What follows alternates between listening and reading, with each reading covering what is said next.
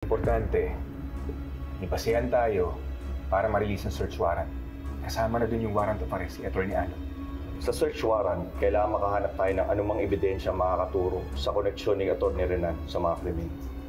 Kung may ibang phone si Atty. Alon, baka nandun yung mahalagang impormasyon. Kailangan nating matrack lahat ng mga lugar na napuntahan niya, pati na rin yung mga nakastore na data sa mga devices niya.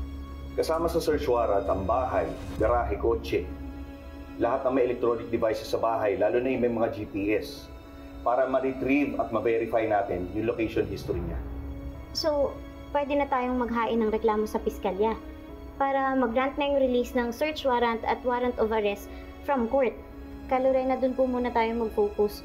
Kapag na-verify na po natin yung sinasabi ni Mellard at mahuli na si Renan, tsaka na po lalabas lahat ng iba pang krimen na ginawa niya.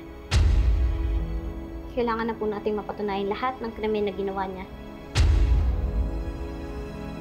Late na nga po tayo eh.